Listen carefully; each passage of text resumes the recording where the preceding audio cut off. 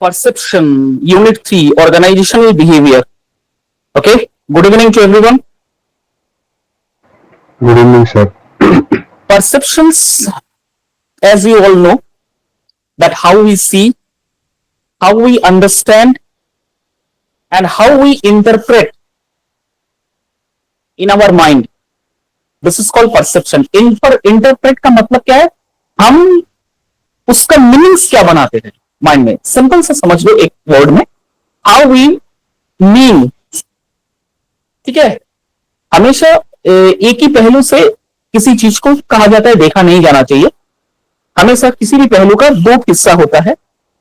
तो जो इंसान अपने माइंड पे कोई भी सिचुएशंस को या कोई भी एक्शंस को दोनों एंगल से देखते हैं, कहा जाता है उनका आईक्यू लेवल या उनका परसेप्शंस जो है बहुत अच्छा होता है. अ वेरी गुड लेवल. ओके, आपको दिख रहा है किसी चीज का नेगेटिव, या आपको दिख रहा है कोई नेगेटिव हो रहा है, लेकिन हो सकता है उस नेगेटिव में कुछ पॉजिटिव छिपा हो. आप कोशिश कीजिए उस पॉजिटिव को निकालने के लिए. तो जिसका भी माइंड इस तरह का परसेप्शंस, इस तरह का क्रिएटिविटी, जो अपने विचारों के माध्यम से इस चीज को अपना सकते हैं, they have a very good IQ level. Okay, this is called perceptions. What we see, हम क्या देखते हैं, हमारे माइंड में क्या चलता है, हम कैसे इस चीज को समझते हैं, this is called perception. It help us make sense information and event. Okay, perception influence how people think, feel and behind. Okay, think कैसा, जैसे तीन चीज है ना, परसेप्शन तीन चीजों पर टिका हुआ है. People, how people think, how people feel and how behave. ठीक है, तो थिंक कैसा होता है, किसी इंफॉर्मेशन या इवेंट पे हम कैसे रिएक्ट करते हैं, that is perception of thing. आपने किसी से कहा या हमसे किसी से कहा, कोई नेगेटिव कह दिया, तो मैंने उसके मुंह से सुना नेगेटिव, जिसने मुझे कहा उसने कुछ नहीं कहा. तो या क्या ये इंफॉर्मेशन जिसने मुझे कहा, हो सकता है वो बड़ा चढ़ा के बोल रहा है, हो सकता है वो ऐसा कहा ही नहीं, वो अपने से बना के बोल रहा है ताकि उसके और मेरे बीच में झगड़ा हो. तो हमेशा परसेप्शन जो होता है थिंग के ऊपर होता है, जिसका इंफॉर्मेशन जैसे हम उसका मतलब निकालते हैं. नेक्स्ट है how we feel, our emotions और रिएक्शंस, व्हाट वी सी. हमारे इमोशंस, हमारा रिएक्शंस कैसा होता है. Suppose somebody else slapped us, somebody else slapped someone, how we going to react. ठीक है, this is called the perceptions of emotions, the perceptions of the feelings. Now next is behave, how we act based on our thoughts and feelings. Next है हम कैसे behave करते हैं, हमारे thoughts और हमारी फीलिंग्स को. ठीक है, उसके अकॉर्डिंग हमारा बिहेव कैसा रहता है. Okay, this three things are comes under perceptions. So एकदम सिंपल में अगर समझे तो परसेप्शन हमारे विचारधारा को कहते हैं.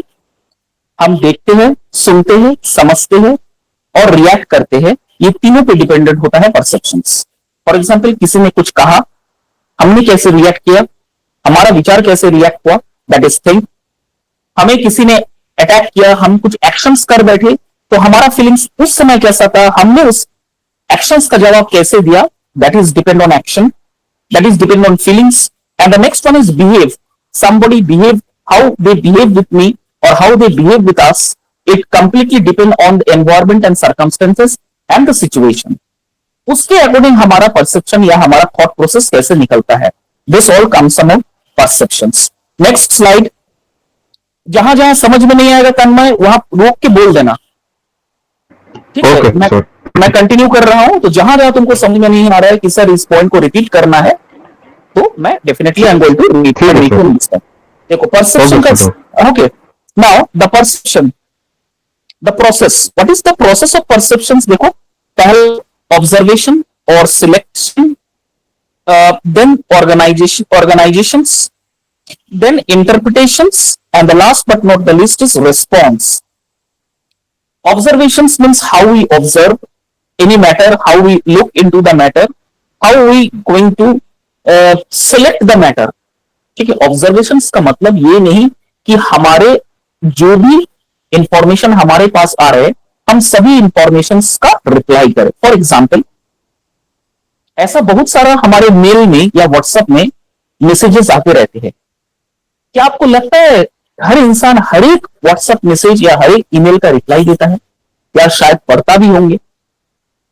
जैसे बहुत बड़े एमिनेंट पर्सनालिटी है, बहुत बड़े देश के प्रधानमंत्री है, उनको भी बहुत सारे ट्विटर, बहुत सारा ईमेल्स, बहुत सारा व्हाट्सएप, स्नैपचैट, ठीक है, बहुत कुछ वो आते हैं डेली. उनको क्या पढ़ने का उतना समय है? लेकिन कभी कभी क्या होता है, कुछ बचा कुचा इंफॉर्मेशन, मतलब बचा कुचा नहीं, कुछ चुनिंदा इंफॉर्मेशन वो कभी कभी देख लेते हैं. This is called observation. देखते हैं इनमें से सबसे रेलिवेंट, सबसे अच्छा कौन सा है. बेस्ड ऑन दैट वो इसके बारे में सोचते हैं. नेक्स्ट है ऑर्गेनाइजेशंस. ऑर्गेनाइजेशंस, ठीक है, ऑर्गेनाइजेशंस का यहां मतलब है arrange the information in pattern. Information को हम अरेंज कैसे करते हैं? Okay, this is the most important thing. How we arrange the information, whatever the information that is been shared, how we arrange the information. जैसे for example, किसी ने मतलब मैं इसको इस चीज से समझाता हूं. फॉर एग्जाम्पल, बहुत ऐसे टीचर है या बहुत ऐसे स्पोक पर्सन है, कम्युनिकेटर है, जिनको बात करने का तरीका या सेंटेंस का गठन जबरदस्त तरीके से आता है, एकदम माइंड ब्लोइंग, टेरिफिक उसे आता है. शब्द का चयन करना, तोल मोल के बोलना, that's completely depend on organization. That completely depend on organization. कैसे ऑर्गेनाइजेशन डिपेंड करते हैं, ठीक है, कैसे हम बोलते हैं, इस तरह से हमारे सेंटेंस की या हमारे वर्ड्स की चयन है. हम कैसे सजा के बोलते हैं, डेकोरेटिव वे में बोलते हैं. एक ही देश के प्रधानमंत्री, भारतवर्ष के, आप मनमोहन सिंह जी को भी सुनिए. बहुत पढ़े लिखे, बहुत फाइनेंस ऑफिसर है, फाइनेंस मिनिस्टर बने हैं, बहुत पढ़े लिखे हैं, चार्टर्ड अकाउंट में गोल्ड मेडलिस्ट थे, apart from that PhD holder थे, डॉक्टरेट थे. तो मनमोहन सिंह जी जब भाषण देते हैं तो उनका जो शब्द चयन है, उनका जो वॉइस है, उनका जो क्लैरिटी है, शब्द का चुनना, वो बहुत उनमें खामियां देखा जाता था. ठीक इसी के विपरीत है हमारे देश के प्रधानमंत्री नरेंद्र मोदी जी. जब आप उनको सुनते हैं तो उनका जो शब्द का चयन है, according to the respective audience before whom he presenting his speech, तो उनका शब्द का मात्रा, एक भी ऐसा मात्रा वो कभी नहीं बोलते जिसमें विपक्ष को आहत पहुंचे, या फिर जो सुन रहे हैं, कुछ विपक्ष के भी वहां पर वर्कर्स होते हैं, एम्प्लॉइज होते हैं, जो आते हैं, सुनते हैं, तो उनको भी ठेस ना पहुंचे, इस तरह का शब्द वो चुनते हैं. कभी आपने देखा है, have you ever seen that this type of ministers, they used to speak, they used to speak any slang, any type of using unnecessary word in before the audience? कभी नहीं सुनोगे. उनका शब्द चयन बहुत जबरदस्त होता है. तो जिस भी कम्युनिकेटर या जिस भी ओरेटर या जिस भी स्पोक पर्सन में ये खूबियां होता है कि मुझे बोलना है, कैसे बोलना है, कितना मात्रा तक बोलना है, कितना तोल मोल के बोलना है, ये इसका मतलब उस इंसान में थिंकिंग या थॉट प्रोसेस बहुत ज्यादा है. ऐसा नहीं कि जो मुंह में आया बग दिया, सोचा नहीं सामने वाले क्या सोचेगा. बहुत जन ऐसे होता है, देखिएगा, आपके फ्रेंड सर्कल हुआ, आपके सोसाइटी हुआ, आपके फैमिली मेंबर्स में हुआ, मुंह में जो आया बग दिया, सोचा भी नहीं कि सामने वाला क्या सोच रहा है मेरे बारे में, क्या वो इस चीज को पॉजिटिव वे में लेगा या नेगेटिव वे में लेगा. ऑलवेज दे फील दैट मेरा मुंह में आया, मेरा मुंह है, जो आया मैं बोल दिया, मेरा मुंह सीधा साधा है, और लगता है कि मेरे अंदर कोई जिलेबी का पैच, जिलेबी वाला कंस्पिरेसी नहीं है, मैं सीधा मुंह फटाक से बोल देता हूं. इसका मतलब क्या है, इस तरह का इंसानों में परसेप्शन लेवल जो है बहुत बहुत कम है. आप उनको किसी भी अच्छे आईपीएस ऑफिसर के पास ले जाइए, वो वही बकवास करेगा जो दूसरे के साथ बकवास करता है, जो मुंह में आया बक दिया।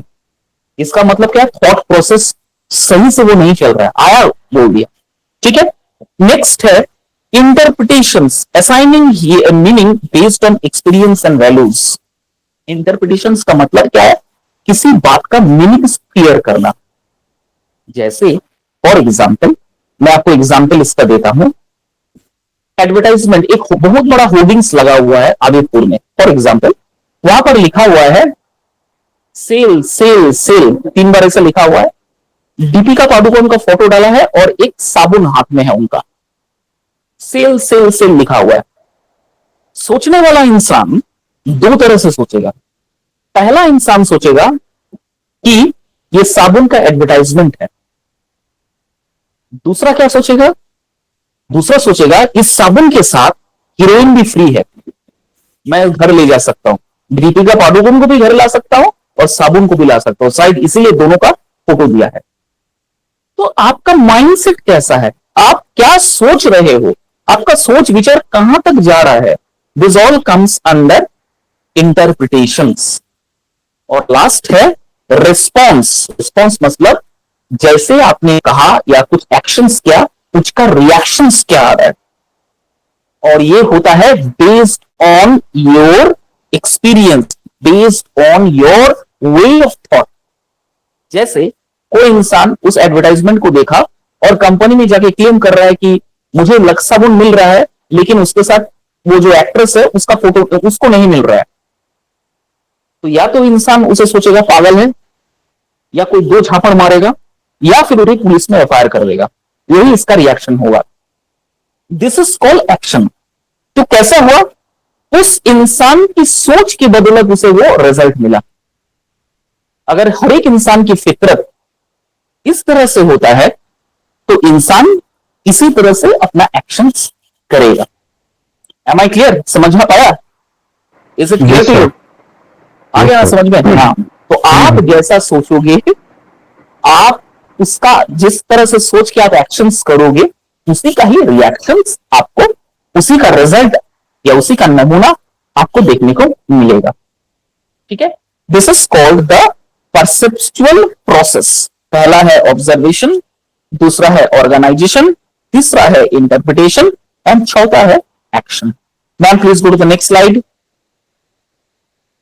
Okay, how perception help an organization. Perceptions, हमारे जो थॉट है वो किस ऑर्गेनाइजेशंस को कितना हेल्प करता है। परसेप्शंस इतना इंपॉर्टेंट है, किसी इंसान का सोच इतना इंपॉर्टेंट है कि वो तकदीर तो बदल सकता है, लेकिन किसी किसी तकदीर नहीं बल्कि विरासत तक बदल देता है। इसीलिए कहा जाता है कि जिस इंसान की सोच, समझ, बुद्धि ये तीनों एक साथ काम करता है, उस इंसान को बड़े होने में कोई नहीं रोक सकता। अब मैं अगर एग्जाम्पल ले लू, महिंद्रा, ये जो महिंद्रा का ओनर कौन है, आनंद महिंद्रा। आनंद महिंद्रा, उसका बैकग्राउंड अगर आप देखिएगा, या श्याम स्टील या लक्ष्मी स्टील, ये जो स्टील के मालिक है जो अभी बिलियनियर है, वर्ल्ड में करोड़पति में, बिलियनियर्स में इनका 10वां या 9वां 8वां स्थान है अमंग इन द वर्ल्ड। तो ये जो विरासत इन्होंने बनाया है, क्या आपको लगता है एक दिन में बनाया है? No, it is not possible to build such an empire in one day. Okay, Rome was not build in a day, एक दिन में रोम शहर खड़ा नहीं हुआ था। इसका मतलब क्या, बहुत मेहनत किया है, अपना सोच विचार सही रखा है और सही डायरेक्शंस में अपना एनर्जीज को व्यक्त किया है। ऐसे बहुत सारे इंसान हैं जिसके पास बहुत सारा टैलेंट्स है, लेकिन वो अपना टैलेंट को शोकेस नहीं कर पाते, जिसकी वजह से वो दबा रह जाता है। जैसे अभी रिसेंटली एक बहुत बड़े फेमस सिंगर जुबिन गर्ग, नाम सुने होंगे, उसका वो डेथ कर गए। जुबिन गर्ग कितना वर्ल्ड मतलब इतना पॉपुलर था कि उन्होंने 40 लैंग्वेजेस में नियर अबाउट 35,000 गाने वो गाए, और दुनिया के इतिहास में चौथा सबसे लार्जेस्ट, मतलब वो जो कंधा, मतलब वो जो मरने के बाद जो जुलूस निकलता है, वो दुनिया के इतिहास में चौथा शब्द विश्व का सबसे लार्जेस्ट मॉर्न निकला था after Michael Jackson. Limca book award में उनका नाम चला गया। लेकिन इतना बड़ा सिंगर होने के बावजूद भी चाहता तो बहुत कुछ कर सकता, मिनिस्टर बन सकता था, ठीक है, हो सकता था वो, पर क्या मैं बोलूं, आप सोच सकते नहीं हो कितना पैसा उनके पास था। लेकिन जिस तरह से उन्होंने अपना लाइफ को स्पॉइल किया, आप अगर पढ़ोगे you will surprise to know. कहा जाता है एट द एज ऑफ 48 और 50 जब वो स्टेज में शोज करने के लिए जाते थे तो वो उनके ड्रिंक्स किए बगैर, एक पैग ना लगाए बगैर वो स्टेज में परफॉर्म नहीं कर सकते थे। इतना अल्कोहल एडिक्टेड हो गया था, प्लस नशा, गांजा, अफीम, चरस, ये सब कुछ नशा वो करता था। Zubin used to be a very handsome famous boy. पहचान रहे हो ना तब मैं जुबिन गर्ग को, या अली, मदद अली, वो जो गाना गाया था, हाँ। वही जुबिन गर्ग है जिन्होंने 40 लैंग्वेज में 2023 में भोजपुरी में ये जो हमारे छठ पूजा के, छठ पावन के अवसर पर जो गाना बजता था उसका गाना तक इन्होंने गाया है। रवि किशन जी, उसके बाद और भी जो पवन कुमार, उनका, पवन सिंह या जो भी है, केसरी लाल यादव, इसका फिल्म का प्लेबैक गाना तक इन्होंने गाया है। इतने बड़े सिंगर है, 40 लैंग्वेजेस में, मतलब समझ रहे हो। असम में उसे भूमिपुत्र कहा जाता, असम भूमिपुत्र कहा जाता था। इतना बड़ा वो फेमस सिंगर था, लेकिन अपना लाइफ को स्पॉइल कर दिया। चाहता तो बहुत कुछ कर सकता, किस लिए नहीं कर पाया? अपना एनर्जीज को वो सही डायरेक्शन में डाल नहीं पाया। पैसा सब कुछ था, बहुत पैसा था। हर दिन कहा जाता है उनके घर में 50 आदमियों का या 100 आदमियों का एक्स्ट्रा खाना बनता था। जहां पर बाहर से लोग आए हुए लोग हो, एवरी डे जुबिन गर्ग के वहां कोई ना कोई फैमिलीज, कोई ना कोई आता ही है, तो 50 लोगों का खाना वो डेली खिलाते थे। अपार्ट फ्रॉम दैट उनके मतलब जो भी गरीब आते थे उनको पैसा देना, बहुत बहुत सोशल वर्क उन्होंने किया है। ये जो कामाख्या देवी में जो बलि चढ़ता था, you know that Kamakhya temple में बलि चढ़ता है कामाख्या में, उसके बलि प्रथा को बंद करने के लिए इन्होंने आवाज उठाया था। सोसाइटीज के लिए बहुत कुछ किया, फ्लड के लिए किया। 15 ऐसा बच्चे हैं जिनका कोई मतलब लावारिस बच्चे हैं, उनको गोद लेना, उनके लिए स्कूल करना, हॉस्पिटल्स बनाना, बहुत बहुत लाइफ में काम किया। बट अपने आप का जो एनर्जीज है उसे सही ढंग से इस्तेमाल नहीं किया। कहा जाता है जिस दिन उसको जलाया गया, उनको लाल चंदन की लकड़ी में जलाया गया। ये दुनिया के इतिहास में और किसी को नसीब नहीं हुआ। इतने बड़े सिंगर थे ये जुबिन गर्ग। तो मेरा कहने का मतलब है, opportunities always knocking at your door, always knocking at your door, but you need to understand what are the opportunities that comes to me.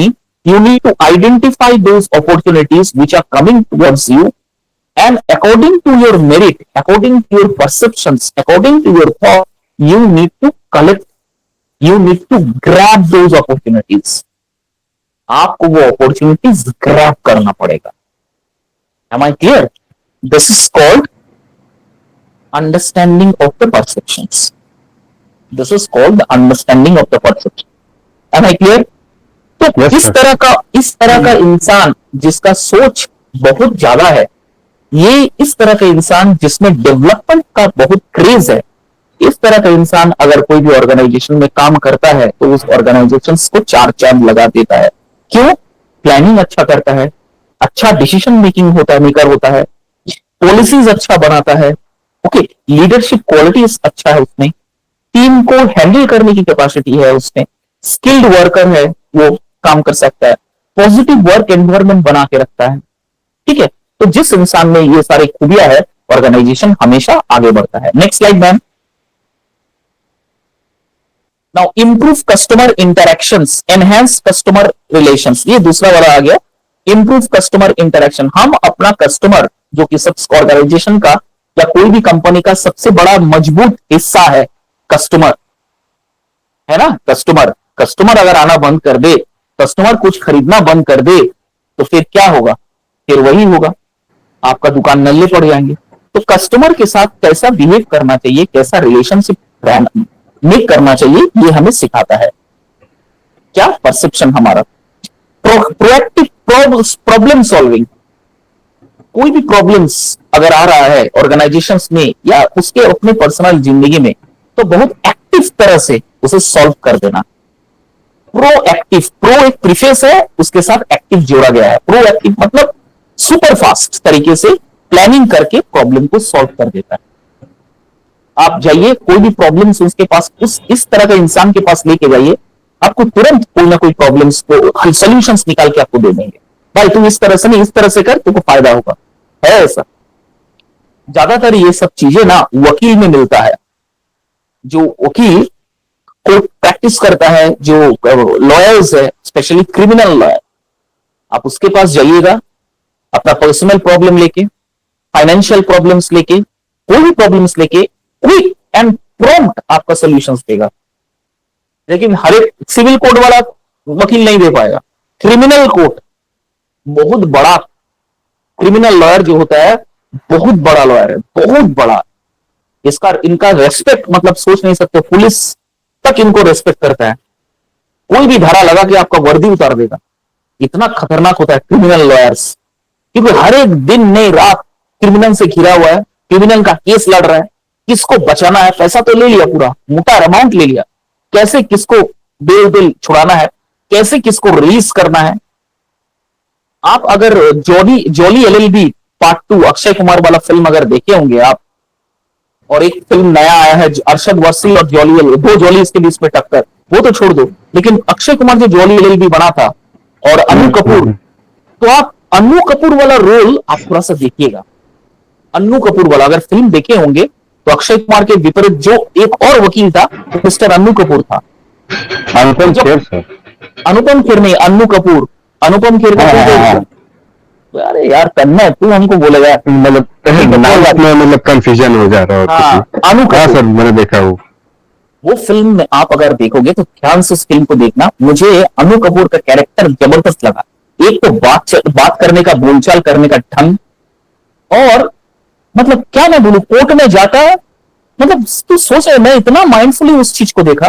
Court में जाता, जो बात बोल रहे ना उसी पे क्वेश्चंस खड़ा कर दे रहा और जीत के निकल के आ गया। मतलब जीत के आ गया, मतलब अक्षय कुमार तक तो पानी पिला के रख दिया। लास्ट में जब उसका बाप हाथ पकड़ लेता है, बस कर बेटा, छोड़ दे, झूठा का साथ करना छोड़ दे। सबको पता है कि वो जो पुलिस था उन्होंने क्राइम किया था, पीछे से गोली मारा था दूसरे इंसान को, ठीक है,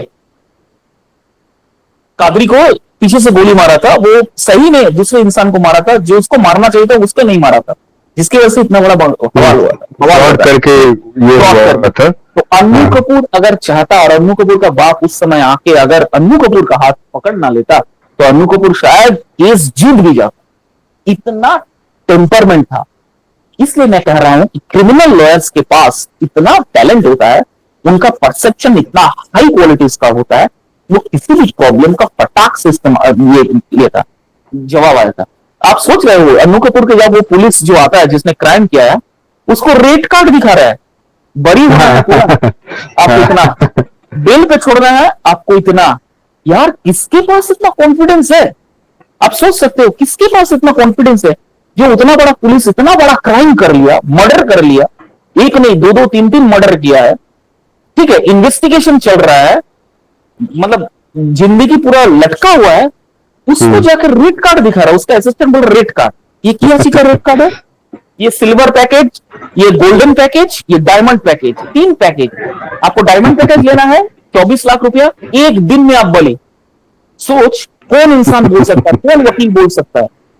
हमारे देश और दुनिया, हमारे देश के सबसे बड़े वकील है कपिल सिब्बल, अब तक का कांग्रेस के ये प्रवक्ता है, और कपिल सिब्बल, ये रवैया उनमें है। एक और वकील है, आई forgot the name of that वकील, उनका फीस तो लाखों में, एक मतलब हाजिरी का वो लाखों रुपया चार्ज करते हैं, मतलब 10 लाख 15 लाख 20 लाख तक वो चार्ज करते हैं। सोच रहे हो क्या लेवल का ये सब वकील है? इनका पास आईक्यू लेवल कितना है, परसेप्शन कितना है? मतलब वो फिल्म जितना होता है ना तन्मय, मैं बार बार देखता हूँ, सिर्फ और सिर्फ अन्नू कपूर का कैरेक्टर, उसका अपीयरेंस, उसका बोलचाल, उसका फेशियल एक्सप्रेशन, कभी इस चीज को ना गौर से तुम देख रहे हो। पानी पिया दिया है अक्षय कुमार को। तो हार मानता ही नहीं है सर, मतलब जितना भी कर लीजिए वो हार मानता ही नहीं है। और उसके पास इतना खतरनाक लॉजिक्स, मतलब हाँ। आप सोचो, आप एक सच्चे इंसान हो, दाल आपको चावल झूठा खाने कर वाले, देगा, आपको आपको झूठा कर देगा क्राइम, सर।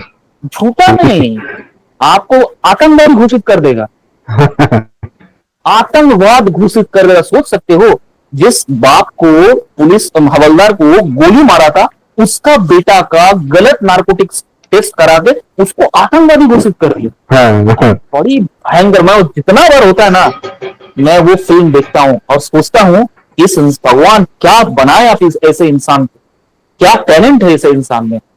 यही है, ये सब इंसान अगर देश की भलाई में उतर जाए ना भाई मेरे, या पॉलिटिक्स में उतर जाए ना, तो इनसे जीतना तो छोड़ो, इसके आगे पीछे कोई मतलब दौड़ने वाला तक नहीं रहे, और मतलब खड़ा होने तक की औकात किसी के पास नहीं होगा।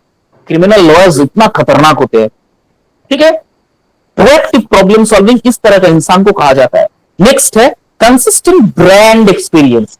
ये भी मैं अनु कपूर के साथ जोड़ सकता हूं। उसका एक ब्रांड बना हुआ है कि उत्तर प्रदेश का बेस्ट ऑफ द बेस्ट, नहीं लखनऊ का बेस्ट ऑफ द बेस्ट वकील बना हुआ है। तो सोच वो ब्रांड बनाया कैसे। और उसका जो कोट है, जो कोट पहन के अनु कपूर आता है, वो कोट कितना लाखों रुपया का कोट है। मतलब क्या मैं बोलूं यार, फिल्म है तो इसी तरह से अपना ब्रांड को भी एक्सप्लोर करता है, अपना ब्रांड को भी फैलाता है। और लास्ट है एनहांस्ड फीडबैक लूप। और फीडबैक हमेशा लेता है, एक सिटिंग होने के बाद, एक इंटरोगेशन होने के बाद, फिर अनु कपूर अक्षय कुमार से भी बात करता है। कितना डिमोरल कर देता सोच। जैसे ही पहला सेटिंग कंप्लीट हुआ, उसका स्पेशल वकील हो, मुंशी के बेटे हो, लड़ रहे हो, अरे यार तो लड़ो, तो लड़ाई भी जैसे लड़ो ना, तू तलाक से काहे बात कर रहे हो। अरे यार डायलॉग्स कर रहे हो। मतलब सोच, खत्म हो गया। उसको डिमोटिव भी कर रहा है कि भाई तू किस हमसे बच के रही हो भाई। मतलब खतरनाक है। मतलब ये सब जितना पॉइंट्स मैंने लिखा है ना, ये सब उसमें बैठा के देख, सब फिट बैठ रहा है, सब फिट बैठ रहा है। प्रैक्टिकल एग्जाम्पल्स इसी को कहते हैं एमबीए। हर एक कुछ प्रैक्टिकल एग्जाम्पल के साथ अगर आप पढ़ोगे ना, आपके लिए कोई मुश्किल नहीं है एमबीए पेपर निकालना, इंटरव्यू क्रैक करना, बहुत बड़े जगह पहुंच जाओगे। ये जो मैंने जितना एग्जाम्पल मैंने आपको दिया ना, सब अनु कपूर के साथ जोड़ के मैंने बताया, तो कभी भूलेगा ही नहीं इस चीज को। जब भी इसका आंसर आएगा कि परसेप्शन का फीचर्स क्या बताइए, तो अनु कपूर का जितना है, खाली अनु कपूर नाम मत लिखना, बाकी उसका जितना क्वालिटीज है तू उतार देना, तो अच्छा नंबर लेके आएगा। एग्जामिनर देखेगा, उसको पता चलेगा भाई मेरे इसने पढ़ा है, लेकिन एक्चुअली तू पढ़ा नहीं, तू फिल्म देखा है। Yes, this is the fact. ठीक है मैम, नेक्स्ट स्लाइड।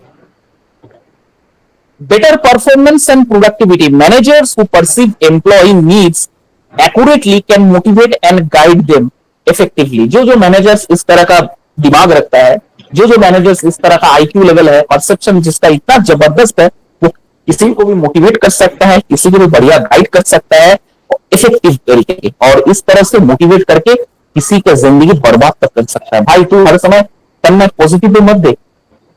ये जो ब्लू वे एक गेम आया था, मालूम है तुझे, यूट्यूब में, जिसे बैन कर दिया था, इंडिया ने बैन कर दिया था, लास्ट में जाके सुसाइड करना पड़ता है। ब्लू वेल कुछ ऐसा गेम आया था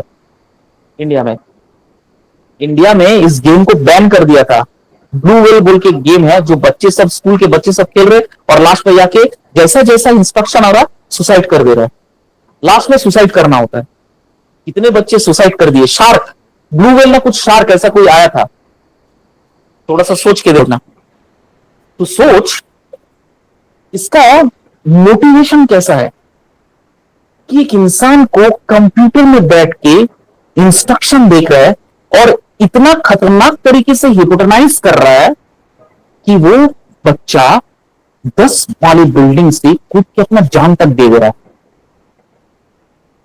ठीक है, मोटिवेशन बहुत भयंकर है, इतना भयंकर तरह से आपका ब्रेन वॉश कर देगा ना, आप सोच नहीं सकते हो। ये आतंकवादी जो करते हैं, जो आका होते हैं, इनका क्या लगता है, इंसानों ह्यूमन बॉम्ब्स लगा के अपने आप को ब्लास्ट करके उड़ा देते हैं। सोच रहे हो भाई, कभी ये सोचा है तुम कभी क्या उसका बोलने का तरीका होगा और कैसा ब्रेन वॉश करता होगा, ऐसा बोलता होगा।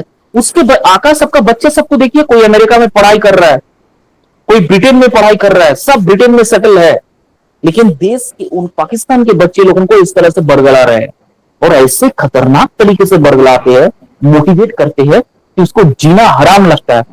बता देगा आप जन्नत में जाओगे, वहां आपको जन्नत नसीब होगा। आप रूह के साथ, आत्मा के साथ, मतलब रूह मतलब पाकिस्तानी लैंग्वेज में रूह का मतलब हिंदुस्तानी लैंग्वेज में आत्मा कहते हैं। आपको वहां आत्मा ही मिलेगी, रूह मिलेगा। आप उनके साथ बैठोगे, खेलोगे, आपके लिए जन्नत पूरा एकदम ऐसा बना के उसका दिमाग में भेजा में घुसा देता है कि वो अल्लाह अल्लाह करते करते अपना का चिथड़ा तक उड़ा देता है। ये है मोटिवेशन। बड़ी इसका अच्छा इफेक्ट भी है, तो बुक्स में तो खराब इफेक्ट नहीं दिया, लेकिन इसका खराब इम्पैक्ट भी उतना ही है, ये समझ ले तन्मय। इसका अच्छा इम्पैक्ट तो है, ऑलवेज आपको मैं मोटिव करूंगा, अच्छी अच्छी बात बोलूंगा, आप डेफिनेटली मोटिव हो, लेकिन मैं आपको खराब से खराब तरीके से आपको मोटिवेट कर सकता हूं। इतना भयंकर मोटिवेट करूंगा कि आप किसी की जान, बिना हिचकिचाहट आप किसी की जान ले लोगे। Am I clear? Yes sir. This is called motivations. This is called motivations. हमारे इंडिया के पॉडकास्ट में, हमारे इंडिया में बहुत अच्छे अच्छे मोटिवेशनल स्पीकर है। उसमें मैं एक दो का नाम जानता था, भूल गया, अभी याद नहीं आ रहा है। ठीक है, तो लास्ट में ना उसका बारे में हम लोग को पता चला कि वो एक क्लास 12 या किसी तरह से बीए पास कोर्स पे ग्रेजुएट किया है। मैं नाम अभी याद नहीं आ रहा, महेश कुछ ऐसा कुछ है, चश्मा पहना हुआ रहता है, अच्छा मोटिवेट करता है। और जानते हो इसका सोर्स ऑफ इनकम क्या है? ये मोटिवेट करके ना एक ऑडी गाड़ी तक ले लिया है, सिर्फ मोटिवेट कर रहा है। वो जिंदगी में कमाया कुछ नहीं, सिर्फ उसको कम्युनिकेट करना अच्छा आता है। उसके पास यही भगवान ने स्किल दिया है, उसने ये स्किल को पहचाना। बहुत सारा बिजनेस वो किया, सब फेल हो गया। लास्ट में सोचा कि मैं ऐसा काम करूंगा, और धीरे धीरे करते करते करते पहले स्कूल लेवल में जाके मोटिवेट करना स्टार्ट किया, फिर यूनिवर्सिटी पहुंचा, फिर कॉलेजेस में पहुंचा, इंजीनियरिंग कॉलेज में पहुंचा, फिर उसके बाद उसको पहला अपॉर्चुनिटी आईआईटीएम में मिला। हाँ, आईआईटीएम में मिला, उसके बाद आईआईटी खड़गपुर में मिला, आईआईटी कानपुर में मिला। ऐसा करते करते करते करते वो इंडिया के सबसे बड़े मोटिवेशनल स्पीकर बन गए। लेकिन अगर उस मोटिवेशनल स्पीकर का अगर बैकग्राउंड आप चेक करोगे तो आपको पता चलेगा ये सबसे बड़ा फेलियर था। लेकिन वो आज बकने के बाद, मोटिवेट करने करते करते करते आज उसने ऑडी गाड़ी, लग्जमबर्ग, सबसे मतलब महंगा महंगा, उसके पास 3 इंपोर्टेड गाड़ी है ब्रिटिश वाला। उसमें से एक ऑडी है, उसमें से एक लैम्बोर्गिनीज है, मतलब करोड़ों करोड़ों का गाड़ी उसके पास है। महेश कुछ ऐसा, महेश्वरी कुछ ऐसा कुछ नाम है। तो ऐसा होता है, पागलों की तरह लोग उसे सुनते हैं, समझते हैं, पता कर देते हैं, लेकिन खुद ने कुछ नहीं कमाया, सिर्फ बक के ये कर। वो जो भी मोटिवेट करता है ना तन्मय, वो खुद उसमें इंप्लीमेंट नहीं करता है, लेकिन इंसान की फितरत को इस तरह से पॉजिटिव में बदल देता है कि आप चाह के भी ना नहीं करोगे, आप करना पड़ेगा तो करोगे। और उसी पैसे में से एक एक शोज के लिए हाँ, Sandeep Maheshwari, thank you ma'am, thank you very much ma'am. हाँ तन्मय, उसका नाम, उनका नाम है संदीप महेश्वरी। संदीप महेश्वरी, कभी उसका ब्लॉग्स वगैरह, पॉडकास्ट वगैरह, या फिर उनका बैकग्राउंड कभी चेक कर लेना। You will surprised to know that he is nothing worthless, but he has got a very good, but God has given him a very good skill, and that is the communication skill. Flawlessly, without any halt, he can speak continuously. और इस तरह से motivate करते करते करते Audi, लैम्बोर्गिनीज और भी गाड़ियां ले लिया, लेकिन खुद फेलियर ही है। ठीक है, तो अगर इस तरह का, मैंने कहा ना, इस तरह का इंसान जिसका इंटरप्रिटेशन अच्छा है, जिसका कम्युनिकेशन अच्छा है, जिसका परसेप्शन जबरदस्त है, ये कोई भी ऑर्गेनाइजेशन में काम करेगा ना, उस ऑर्गेनाइजेशन को 4 चांद लगा देगा। ये संदीप महेश्वरी उनमें से एक है। ठीक है, is it clear ma'am? Next slide. अब तक मैंने जो समझाया है, समझ पा रहे हो? Yes sir, yes sir. कोई डाउट तो नहीं है ना? नहीं नहीं। ठीक है। अच्छा, स्ट्रॉन्ग रेपुटेशन एंड ट्रस्ट, इस तरह का इंसान का स्ट्रॉन्ग वैल्यू होता है। ये जब कोई भी बात रखता है ऑर्गेनाइजेशन के बीच में, मैनेजमेंट के बीच में, तो मैनेजमेंट उस वर्ड को टाल नहीं सकता है। हालांकि वो छोटा एम्प्लॉय है, लेकिन उसका बात में इतना वजन होता है कि उसके बात को कोई नहीं टालता और बहुत ट्रस्टवर्दी बनता है। इस तरह के इंसान बहुत ट्रस्टवर्दी होता है। ट्रस्टवर्दी का मतलब बहुत विश्वसनीय होता है, इंसान बहुत विश्वास करते हैं इस पे, ये क्वालिटीज होता है। Next slide ma'am. Perceptual process इन ऑर्गेनाइजेशंस, पहला है ऑब्जर्वेशंस, जैसे सिलेक्शंस जो मैंने पहले बताया था वही सब चीजें यहां पर लिखा हुआ है। सबसे पहला है ऑब्जर्वेशन या फिर सिलेक्शंस। क्या लिखा है? Focus on certain events, people और इंफॉर्मेशन। ऑब्जर्वेशन 3 जगह पर हो सकता है। किसी के बात पे आप ऑब्जर्व कर सकते हो, किसी इंसान को आप ऑब्जर्व कर सकते हो, या कोई ऐसा घटना आप उसमें ऑब्जर्व कर सकते हो। ये एक तरीका है। नेक्स्ट है, next ma'am, organisations. Organisations organisations मतलब मैंने बताया था कि जिस तरह से आप बात को पेश करते हो, किस तरह से आप अपना शब्द को चयन करते हो और दूसरे के सामने प्रस्तुत करते हो। जानते हो तन्मय, एक बात मैं आपको बता दूं, ये जो बात करने का तरीका होता है ना, ये भी बहुत एक बड़ा कला है, बहुत बड़ा आर्ट है, बहुत बड़ा आर्ट है। एक मैं इसका एग्जांपल देता हूं।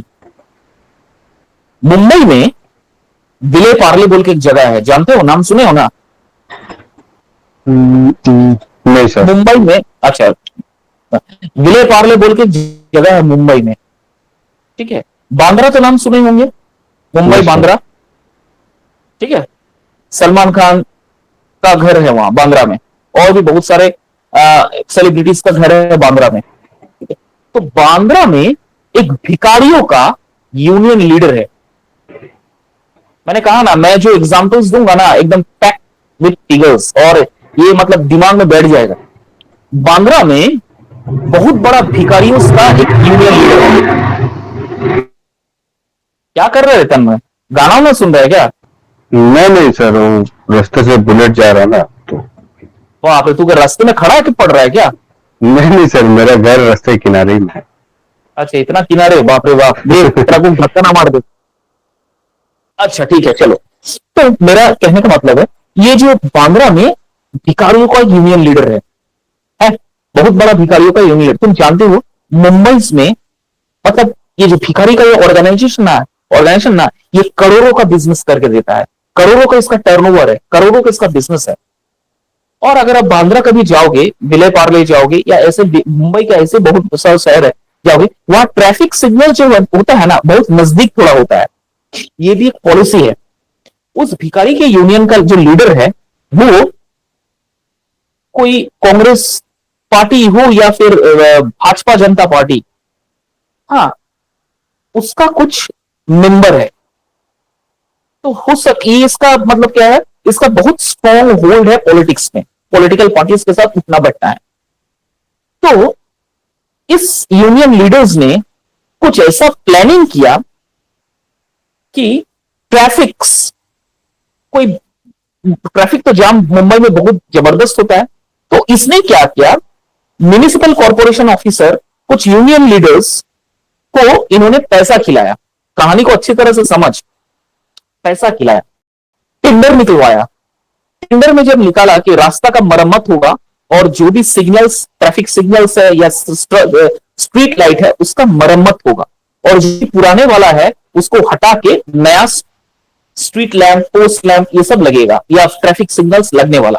इसका टेंडर इसने पता किया। बहुत पहुंच अच्छा था, बहुत ऊपर लेवल तक पहुंच था। इन्होंने पता करके ये जो ट्रैफिक जो लाइट्स है ना, इसको थोड़ा सा 1 किलोमीटर, आधा किलोमीटर या कितना नजदीक नजदीक लगा दिया। कैसे, क्या इसका पॉइंट ऑफ परसेप्शन क्या था? जैसे ही एक सिग्नल पार करेगा ना, तुरंत दूसरा सिग्नल में जाके रुक जाएगा।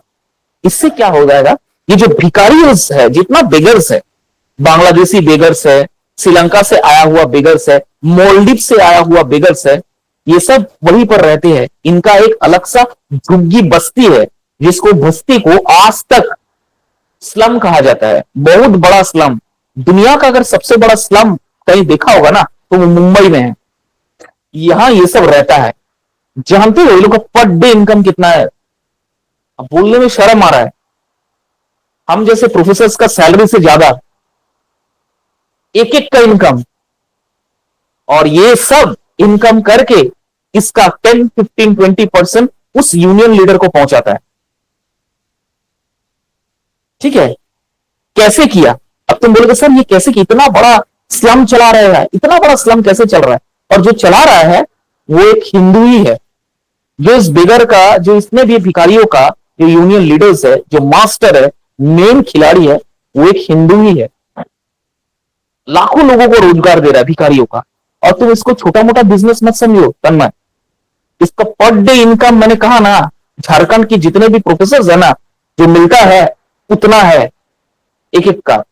इतना इनकम होता है, इतना इनकम कि पूरी दुनिया का अगर सबसे बड़ा स्लम कंट्री कहा जाए तो वो मुंबई में है। कोई आज तक उसे हटा नहीं पाया, कोई नहीं हटा पाया। जब भी local train Chhatrapati Shivaji terminals में एंटर करेगा ना, आप देखिएगा स्लम के स्लम, बड़े बड़े बिल्डिंग्स, बड़े बड़े hoardings, long long Eiffel tower जैसे बिल्डिंग, उसके सामने वो पूरा स्लम लगा हुआ है। कितना भद्दा दिखता होगा, लेकिन कोई हटा नहीं पाएगा। Next impossible. और इसी का एक और जीता जागता नमूना कलकत्ता पार्क सर्कस में है। कलकत्ता पार्क सर्कस में इतना बड़ा स्लम है, चलाता है इसी तरह से। तो सोचो, मैंने बताने का मतलब है, ये जो यूनियन लीडर है इसका, इन्होंने अपना वर्ड्स, अपना ऑर्गेनाइजेशन को इतना अच्छे तरीके से सरिया के रखा है कि आज 20-25 साल हो गया है उसी तरह से ये बिजनेस चले आ रहा है। Am I clear? Is it clear? This is called organizations. ऐसे अरेंज करो, ऐसे अरेंज करो, आपका सात पुरखों, आपका सात पुश्ते बैठ के खा ले, फिर भी वो दौलत कभी खत्म ना हो। और ये बिजनेस जो है ना, इतना बड़ा बिजनेस है, इतना बड़ा बिजनेस जिसमें करोड़ों का मुनाफा होता है। ये इसका कोई मतलब क्या मैं बोलूं, मतलब जैसे मतलब को सपोज करो, वो जो यूनियन लीडर है वो एज हो गया, वो अभी उसका चल नहीं पा रहा है, वो अभी बीमार है, तुरंत उसको ट्रांसफर हो जाएगा, तुरंत उसका ट्रांसफर हो जाएगा। ट्रांसफर मतलब क्या? हस्तांतर हो जाएगा। उसका नेक्स्ट जो है वारिस उसको मिल जाएगा। इस तरह से चले आ रहा है, चले आ रहा है, चले आ रहा है। कब तक चले आ रहा है? इतना बड़ा है। कभी इस चीज को ना गूगल में सर्च करके देख लेना, कुछ पढ़ाई कर लेना, या यूट्यूब में इसका बहुत सारे वीडियो है, लिंक्स है, इसे देख लेना। एक बार चौंक जाओगे तुम कि ऑर्गेनाइजेशन किसे कहते हैं, चलाना कैसे, चलाया कैसे जाता है। Am I clear? Next है ma'am, how it work? Set team standard. अब सोच, जो मैंने एग्जांपल अभी तुमको दिया ना भिखारी वाला, उसके साथ तू इस जो एग्जांपल यहां पर लिखा हुआ है, जो पॉइंट्स लिखा हुआ है, उसको मैच करके देख, पूरा मैच करेगा। सेट टीम स्टैंडर्ड, ये जो भिखारियों का टीम है, इसका स्टैंडर्ड सेट करना। जो लंगड़े वाला है वो सिग्नल पे जाके सिर्फ और सिर्फ बैठे रहेंगे, जो अंधे है उसके साथ एक और को अटैच करके दे देगा, और वो एक सिग्नल में जाके, और इतना ही सिग्नल में उसका रहेगा डेली। एक है जिसका जबान नहीं है, एक है जिसका हाथ कटा हुआ है। ये सब क्या है? स्टैंडर्ड सेट किया हुआ है। आप अकॉर्डिंग टू उसी स्टैंडर्ड के हिसाब से आपको काम मिलेगा। आपका बॉडी का कौन सा पार्ट डिफेक्ट है, कौन सा पार्ट आपका खराबी है, नहीं चल रहा है। और अगर आप पूरा तंदुरुस्त हो ना, आपको पूरा तंदुरुस्त हो, तो आपको क्या करेगा? दूसरा काम में लगा देगा, दूसरे वाले काम में लगा देगा। ठीक है। मेजर इंडिविजुअल परफॉर्मेंस, उसके बाद इनका परफॉर्मेंस शाम को ट्रैक होता है। दिन भर 24 घंटा, सुबह आंख खुलते के साथ ये भिखारी आपको देखने को मिल जाएगा आपको, और शाम तक या फिर रात तक, देर रात तक आपको इसका परफॉर्मेंस ट्रैक होता है। कैसे ट्रैक किया जाता है? जिसका जितना आमदनी उसका उतना शेयर। फॉर एग्जाम्पल मैं बता दूं, फॉर एग्जाम्पल जो पैर कटा वाला भिखारी है, आज उसने 40-45 हजार इनकम करके लाया, तो उसका 15% उसको 10% उसको दे के बाकी वो, या 15-20% जो भी है उसको दे के बाकी वो लेके जाएगा घर में। अरे उसका भी घर है, उसका राशन कार्ड है, उस भिखारी का घर है, उसका राशन कार्ड है, उसका वोटर आईडी कार्ड है, उसका आधार कार्ड है, उसका हॉस्पिटल का ईएसआई है, सब कुछ सरकारी नौकरी का जैसे लोगों को मिलता है। समझ रहे हो, इतना बड़ा ऑर्गेनाइजेशन चलाना इट्स नेक्स्ट इम्पॉसिबल। अगर आपको इसका सच्चाई जानना है ना तन्मय, तो एक फिल्म आया है, एक फिल्म है इसका, कुणाल खेमू का है, ट्रैफिक सिग्नल करके। कभी ये फिल्म देख लेना, ये सच्चाई पता चल जाएगा। ट्रैफिक सिग्नल इसी फिल्म का, ये इस्लाम के ऊपर बेस्ड है। ट्रैफिक सिग्नल कुणाल खेमू का है। नेक्स्ट है कंपेयर रिजल्ट, उसके बाद इवेल्युएट करना, रिजल्ट को एनालिसिस करना, and according to the result analysis and all they track the performance of the employee. This is called the process of perception in an organization, and it works in this process. Is it clear? Yes sir. Okay, next. अब तक कोई doubt है पूछो ना यार, तुम चुपचाप खाली सुन रहे हैं। कोई डाउट है तो पूछो। इतना सारा रेलिवेंट एग्जांपल्स मैंने तुमको एकदम करंट वाला दिया, इतना कुछ तुम सुना ही नहीं होगा, तो कोई डाउट नहीं आ रहा है तुमको? फिलहाल तो नहीं आ रहा सर, क्योंकि सारा तो जनरल लाइफ का आपने जितना एग्जांपल्स दिया सारा तो जनरल लाइफ में ही है। ऐसा कुछ नहीं है कि थोड़ा सा मतलब नया कुछ यूनिक लगे। यार नहीं, क्या बात कर रहा था, मैं उल्टा बोल दिया। देख यही है शब्द का क्या, मैंने जितना भी एग्जांपल दिया ना सब यूनिक एग्जांपल दिया। नहीं यूनिक तो आपने दिया सर, मैं कहाँ डिसएग्री कर रहा हूँ। मेरा बोलने का मतलब ये है कि सर आपने जितना भी दिया है मतलब एक आम आदमी का रोजमर्रा का जिंदगी में ये चीज होते रहता है। हाँ मतलब यही बात है। हाँ, आज रोजमर्रा की जिंदगी में ये चीज होते रहता है, तो देखने मैं को वही मिलता है। देखने को मिलता है। मैं इसीलिए वो एग्जांपल्स तुमको सेट करके बता रहा हूँ, ताकि ये जो पढ़ाई आप कर रहे हो ना, लाइन वाइज कौन याद रख पाएगा, लाइन वाइज इसका कितना आंसर तुम लिख पाओगे, इट्स नेक्स्ट इम्पॉसिबल।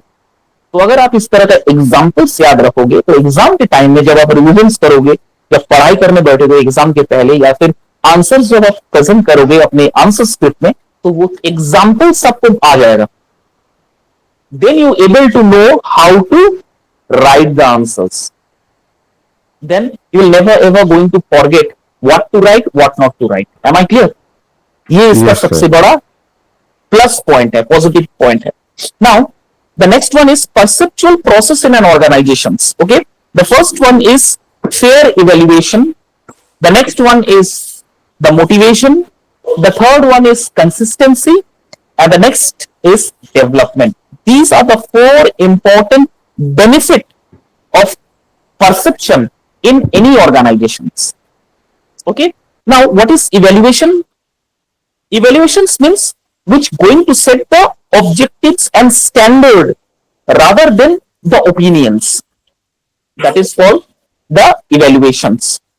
हम किसी को जज कैसे करेंगे, हम किसी को इवेल्युएट कैसे करेंगे, तो जब वो कुछ स्टैंडर्ड, उसका कुछ परिधि, उसका कुछ पैरामीटर्स, तब में जाके हम उसका स्टैंडर्ड मेंटेन करेंगे, देखेंगे कि ये किस स्टैंडर्ड का बंदा है, इसका में टैलेंट कितना है। इस तरह से इवेल्युएट किया जाता है। नेक्स्ट है मोटिवेशंस। मोटिवेशंस तो कितना बार समझा दिया हूं, मुझे नहीं लगता और समझाने की जरूरत है। थर्ड है कंसिस्टेंसी। कंसिस्टेंसी का मतलब क्या है?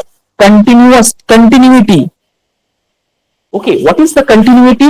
Working in any organizations, if the employees has the consistency to perform well, then that organizations will going to, or that organizations will definitely going to achieve the success or achieve the organizational goal. That is called the consistency. And the last is the development. Identifies training needs for employees who are below standard. Okay, development कहां करना है? Development उस इंसान के पीछे करना है जिस इंसान का डेवलपमेंट नहीं हो रहा है, या फिर ऐसा हो सकता है जिस इंसान को और ज्यादा डेवलपमेंट करवाने की जरूरत है, उसे आगे बढ़ाने की कोशिश करना चाहिए, ना कि उसे बैठा देने के। तो these all the parameters through which the perceptual process in an organization can get the benefit. Am I clear? जैसे सर ये कंसिस्टेंसी वाला एक बार फिर से समझाइए ना। कंसिस्टेंसी का मतलब होता है कंटिन्यूटी। हिंदी में कहा जाए तो निरंतरता, निरंतर प्रयास करना, निरंतर ओहो। जोखिम डालना। ये जो निरंतर वर्ड है ये कंसिस्टेंसी है। निरंतर चेष्टा, निरंतर प्रयास, निरंतरता। हमारे 71 नेशनल अवार्ड में जमशेदपुर की एक बेटी हमारे जमशेदपुर का नाम रोशन किया है। क्या नाम है उसका? तन्मय, आप तो रिसेंटली जीते देखा हो। तो नाम भूल गया इतना सर। बड़ा पेपर में नाम आया है, 71 नेशनल अवार्ड में उसका नाम आया है। जवान फिल्म में वो गाना दिया है, गाना गाया है, जिसकी वजह से उनको चल चल चलाचल कुछ ऐसा गाना था जिसकी वजह से उसको 71 कल ही उनको, परसों उनको नेशनल अवार्ड मिला। कल रमाडा में उनका पार्टी था, उनका वेलकम था। उन्होंने शिबू सोरेन से मिला, सॉरी नॉट शिबू सोरेन, हेमंत सोरेन से मिला, उनका पत्नी से मिला। इनका मतलब ग्रैंड वेलकम हुआ है। जमशेदपुर की बेटी इतना बड़ा नाम कर रहा है। सोचो जमशेदपुर में कितना कितना टैलेंट्स यहाँ पर रहता है। जानते हो तुम, मुझे पता नहीं आप जानते हो कि नहीं, जब वी मेट फिल्म का नाम सुना है? Kareena yes Kapoor sir. और शाहिद कपूर का लास्ट फिल्म। उसका जो डायरेक्टर है इम्तियाज अली, उसका घर जमशेदपुर का है, जमशेदपुर में है। नहीं मालूम? आर माधवन, आर माधवन जो इतना बड़ा मतलब एक्टर है आज, हाँ रिनाउंड वो एक्टर। बिलोंग करते हैं जमशेदपुर से। हाँ वो जमशेदपुर का है। और जानते हो हाँ। कहाँ रहता था? वो टाटा स्टील कॉलोनीज में रहता था, फार्म हाँ। एरिया में। ये सब थोड़ा सा उनका स्कूलिंग यही से हुआ है सर। सब कुछ यहाँ से हुआ है, पढ़ाई वगैरह हाँ। सब कुछ। एक और आप जानते हो कि नहीं पता नहीं, एक और है झारखंड की बेटी, बहुत पुरानी एक्ट्रेस है, और उसका नाम है, ये जो जैकी श्रॉफ का जो पहला फिल्म आया था हीरो, उसमें हीरोइन कौन था? आप लोग थोड़ा सा पढ़ाई करना चाहिए आप लोगों को। ये सब बहुत कुछ है जानने के लिए दुनिया में। आप लोग तो, जैकी श्रॉफ का पहला फिल्म था हीरो, उसमें एक हीरोइन है, जानते हो कहां से है? Though she is a Telugu family, Karnatakan, though is a Telugu family, लेकिन उसका बोर्न बोट ऑफ स्कूलिंग ये जमशेद झारखंड से हुआ। झारखंड में सबसे बड़ा स्कैम या सबसे बड़ा फ्रॉड, चोरी कहां पर होता है? झारखंड में, जिसका नाम हमें आता है, ये जो ऑनलाइन स्कैम वगैरह होता है, कहां होता है? क्या तन्मय, वो आप भी यार। मैम बताइए ना कहां होता है? मैम बता देगा पक्का। ये जामदा, जामताड़ा, हाँ जामताड़ा नाम जाम सुनी हो? हाँ जितना जानता भी हूँ। हिंदुस्तान का जितना बड़ा बड़ा स्कैम, ऑनलाइन स्कैम, ये यहीं से होता है, जामताड़ा से। वो बेटी जो हीरोइन थी, I forgot the name of, Meenakshi Seshadri, Meenakshi Seshadri, he is born and brought up from Jamshedpur, not Jharkhand, that is Amtara. Though she is a Karnataka Tamil family, she belongs to Tamil family, और उनका born and brought up Jharkhand में हुआ है। तो इतना कुछ है यार, इतना टैलेंट है जमशेदपुर में, आप सोच नहीं सकते। इतने सारे क्रिकेटर्स है, those who are from Jamshedpur and all. तो जमशेदपुर की एक और बेटी, the name something, I forgot the name, शायद पूजा है नाम, उसको 71 नेशनल अवार्ड मिला है गाने के लिए। क्यों हुआ है? तो आज मैं उनका आर्टिकल पढ़ रहा था, उन्होंने कहा कि आप किसी भी जो काम आप कर रहे हो ना, आप उस काम को शिद्दत से कीजिए। शिद्दत का एक और मतलब होता है कंसिस्टेंसी, छोड़िए मत। आपको अगर सबसे पहले तो आप में क्या टैलेंट है उसको निकालना सबसे पहले, और उसमें आप फोकस कीजिए, काम कीजिए। तो उन्होंने इंटरव्यू में कहा कि मेरा बचपन से ही मेरे फैमिली शास्त्रीय संगीत, तेलुगु फैमिली है, तो तेलुगु फैमिली शास्त्रीय संगीत का बहुत मायने रखता है। तो वो था, उनका प्रचलन था, उसको तालीम भी वहीं से मिला। उनके माँ बाप ही सबसे पहले गुरु थे, और वहां से प्रैक्टिस करते करते करते करते करते करते इतना अच्छा प्रैक्टिस किया, स्टेज शो किया, स्टेज परफॉर्मेंस किया, और उसके करते करते एक बार बॉलीवुड में चला गया। बॉलीवुड में स्ट्रगल किया, लेकिन उसने हाल नहीं छोड़ा, और करते करते पहला उसको ब्रेक मिला उस फिल्म में। और भी गाना गाया वो, छोटा छोटा गाना, लेकिन सबसे बड़ा ब्रेक यही वाला फिल्म में मिला है। और आने वाले साल में अभी वो आदित्य चोपड़ा के साथ एक और फिल्म और उसका गाना रिकॉर्ड करने वाले हैं। This is the story. तो कंसिस्टेंसी इसे कहते हैं, रेगुलरिटी विदाउट नॉन स्टॉप। अगर मैं डेली ये काम कर रहा हूं तो मुझे ये काम डेली करना चाहिए, एक दिन भी छोड़ना नहीं चाहिए। परिस्थिति जैसा हो, I need to complete my task. This is called consistency, और हिंदी में कहते हैं इसे निरंतरता। ठीक है, तभी आपका डेवलपमेंट होगा। ओके चलिए आज यही, हाँ, Shilpa Rao, thank you ma'am, thank you. मैंने कहा ना मैम को, कहूँगा मैम को। जो 71 नेशनल अवार्ड जिसे मिला है, उनका नाम है Shilpa Rao. She is from Telugu family. Shilpa Rao को याद रखना, ये सब जीके में पूछा जाएगा। She is known as Shilpa Rao. चलो आज यही रहने देते हैं, कोई डाउट तो नहीं है? नहीं सर। चलो, thank you all of you. Thank you sir.